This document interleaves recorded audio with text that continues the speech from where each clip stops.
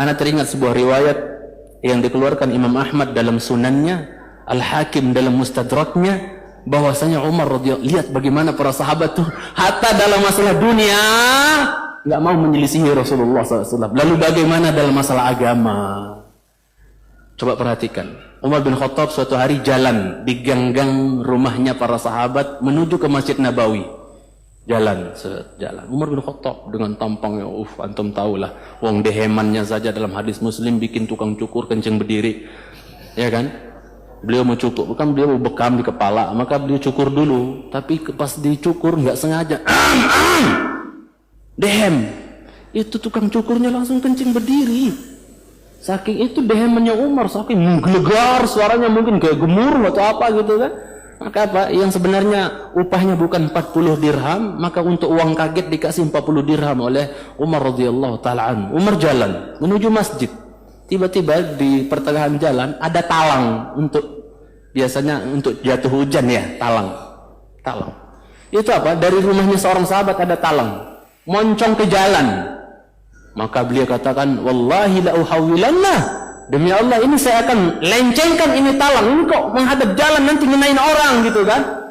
Ya, kok agak ngelenceng ke jalan nanti ngenain orang ini. Siapa punya? Naik dia, nggak pakai ngomong, langsung dia naik. Seret. Dia apa? Dipalingkan itu talang itu, jangan sekalian. Dipalingkan arahnya. Ini Al-Hakim meneriwayatkan Imam Ahmad dalam musnadnya. Dilencengkan, turun, datang ke masjid. Biasa nanya-nanya, siapa tuh punya talang, masang-masang talang apa ngoncong ke jalan nanti kena orang apa basah keciprat apa, siapa? Maka apa? Para sahabat mengatakan, itu yang masang Rasulullah lo Umar, katanya. Itu talang yang masang siapa? Rasulullah SAW. Nggak pakai ngomong, langsung kemana? Naik lagi ke atas. Diarahkan persis yang diarahkan oleh Rasulullah sallallahu alaihi wasallam. La ilaha illallah. Dalam perkara dunia saja mereka enggak berani menyelisihi Rasulullah SAW. Bagaimana masalah agama? La ilaha illallah. Tanggung jawab mereka yang apa? Mengajak manusia, mengajak umat kepada yang bukan ajaran Rasulullah sallallahu alaihi wasallam. Allah tuntut nanti di hari kiamat. Waliyatubillah. Contoh lain saya bawakan, misalnya Abdullah bin Mas'ud yang tadi saya bilang tipis betis. Ya, kurus radhiyallahu taala anhu. Tapi antum tanya, ini ayat dari Al-Fatihah sampai An-Nas, tanya di mana turunnya, kapan turunnya, tentang apa turunnya, semuanya dia tahu. Bahkan dia pernah menantang, siapa yang merasa dirinya lebih jago, lebih paham ilmu tafsir dibandingkan saya, di mana dia berada, saya akan musafir melakukan perjalanan jauh untuk datangi dia. Kalau ada yang lebih canggih dalam ilmu tafsir. Subhanallah. Maka apa jemaah sekalian cintai? Ibnu Mas'ud suatu hari mau datang ke masjid. Sahabat, ada dua sahabat lagi berantem. Biasa, jangankan ikhwan sekarang berantem gara-gara apa? Ini depan Nabi, dua sahabat di masjid berantem. Wah, kalau bahasa kita sekarang gitu kan, saling tunjuk. Maka apa jemaah sekalian cintai? Rasulullah SAW mengatakan apa? Ya, ijlisu, duduk. Antum perhatikan di sini. Mungkin sebagian pernah mendengar. Rasulullah SAW mengatakan, duduk semuanya. Kan berantem itu pada berdiri kan, berantem. Wah, kata Rasul, duduk. Rasul yang ngomong duduk, nggak ada yang berani apa? Ngutang berdiri, enggak. Pada duduk semua. Qaddarallah masya'a fa'al. Pas Rasul bilang, ijlisu, duduk. Abdullah bin Mas'ud datang dari luar, nggak ngedong apa-apa, orang berantem, orang nggak paham.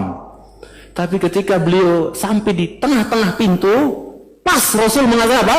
Duduk. Nggak ngedong apa-apa, langsung dia duduk di pas tengah-tengah pintu masjid, duduk di situ. Orang-orang bingung, loh, Ibnu Mas'ud ngapain ngalangin orang di masjid itu? Apa di pintu? Rasul sudah bersabda, untuk tariqah haqqah, berikan jalan itu apanya? Haknya. Duduk di pintu, maka Rasul menegur, Ibnu Mas'ud, ya, kok duduk di situ? Orang mau masuk dan seterusnya. Apa kata dia? Ya Rasulullah, apa kata Ibnu Mas'ud radhiyallahu taala anhu, khasyitu an ukhalifaka fa ahlak. Aku khawatir akan celaka, akan binasa ya Rasulullah gara-gara menyelisihimu, kata siapa? Kata Abdullah bin Mas'ud. Wong tadi ketika aku masuk engkau mengatakan duduk, ya aku duduk katanya. Padahal dia enggak ngedong apa-apa. Lihat bagaimana para sahabat radhiyallahu taala anhu ajma'in. Ya, Hatta dalam masalah dunia nggak berani menyelisih Rasulullah, apalagi mengganti-ganti dalam masalah agama, nggak berani mereka. Makanya jamaah sekalian cintai karena Allah Subhanahu wa taala dalam hadis Bukhari, dalam hadis Haud, dalam hadis apa? Dalam hadis berkenaan tentang telaga Nabi nanti di mahsyar, ya. Kan Haud itu kan telaga Nabi di padang mahsyar. Kalau Kausar di dalam surga. Yang airnya dalam hadis Muslim, yang airnya telaga Nabi itu airnya terpancar dari 2 talang dari dalam surga. Paham nggak? Bisa ngayal nggak antum? Bisa ngayal kan? Ini telaganya Nabi yang terbentang luas di padang mahsyar, yang pusarnya adalah mimbarnya Rasulullah Sallallahu Alaihi Wasallam. Telaga beliau adalah mimbarnya, pusarnya di situ. Maka apa? Airnya itu mengalir dari 2 talang dari dalam surga. Yang kata Rasulullah, ya yang satunya dari zahab, yang satunya dari warik. Maksudnya talang yang satu dari emas, yang satunya dari perak. Maka apa? Ketika Rasulullah SAW melihat malaikat-malaikat mengusir sebagian orang yang mau mendekati telaga Rasulullah SAW, sering dengar kan? Mengusir orang-orang yang mau mendekati telaga Rasulullah SAW, di mana semua Nabi punya telaga, tapi Nabi kita telaganya paling enak, paling lebih putih dari susu, lebih manis dari madu, lebih sejuk dibandingkan salju. Ya, siapa minum darinya seteguk nggak akan haus selama-lamanya, lam yadma abadan. Maka apa? Malaikat ada yang sibuk-sibuk mengusir orang, menghalang-halangi biar nggak dekat ke telaga Rasulullah SAW. Mereka itu umatku, jangan, kenapa kalian usir, kenapa kalian halang? Itu umatku, itu umatku. Apa kata para malaikat dalam hadis Bukhari? Ya Muhammad, innaka la tadri ma ahdatsu ba'dak. Awas, yang berani ganti-ganti. Muhammad, kamu kan nggak paham, nggak ngerti apa yang mereka perbuat, mereka ada-adakan, ya, sok kreatif gitu loh, ya, membuat amalan-amalan yang nggak ada contoh dan tuntunannya dari Rasulullah. Kamu kan nggak tahu Muhammad setelah kau meninggal mereka berbuat apa, nggak tahu kan kamu? Maka apa? Ya, maka Rasulullah SAW mengatakan, beliau paham bahwa orang-orang yang diusir ini adalah orang yang badalu tabdila, orang-orang yang apa? Ganti setelah beliau wafat sallallahu alaihi wasallam. Maka beliau mengatakan suhqan liman ghayyara ba'di. Dalam riwayat lain suhqan liman baddala ba'di. Ya, jauh sana. Orang-orang yang berani mengganti setelahku, sana pergi. Tidak diterima oleh Rasulullah SAW. Yang lebih ajib lagi, mohon maaf kalau ada yang tersinggung, jangan tersinggung, tapi ya, kita mungkin lagi proses perubahan kali ya. Anda cuma berpikir, ketika ada orang bangkit dari mahsyar, udah haus, ngumpul di mahsyar, butuh minum. Ya kan, orang bangkit dari mahsyar, di kuburnya kan wirdan utasha, dalam keadaan haus, dahaga, butuh minum tidak? Iya. Tapi datang dalam keadaan apa? Bersih gitu, nggak bawa lambang kejantanan seorang laki-laki gitu. Dia nggak bawa. Masa dia meminta air sama Rasulullah begini?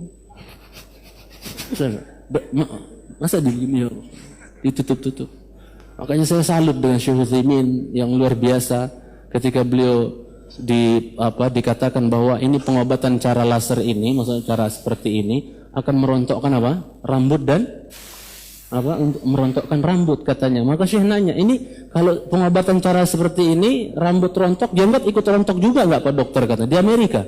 Ikut rontok juga enggak? Maka dia kata besar kemungkinan rontok juga Syekh katanya. Apa kata beliau kepada yang mengantar beliau? Tolong bawa pulang saya ke negeri saya. Saya tidak mau pulang menghadap Allah dalam keadaan enggak bawa ini. Enggak mau pulang kepada Allah dalam keadaan enggak bawa ini. Maka kalau ada ikhwan nanya, saya kemarin ini ada orang, Ustadz saya ditawarin kerja bagus, gajinya keren dan seterusnya, tapi apa? Tapi harus dikorbankan yang ini, mau milih aturan Muhammad sallallahu alaihi wasallam, aturan bos ente. Saya bilang gitu, udahlah, pilihan, hidup ini pilihan, saya bilang, mikir sendirilah, saya bilang. Itu jemaah sekalian cintaikan Allah Subhanahu wa taala. Ala kulli hal, jangan sampai kita berani mengganti-ganti setelah Rasulullah sallallahu alaihi wasallam.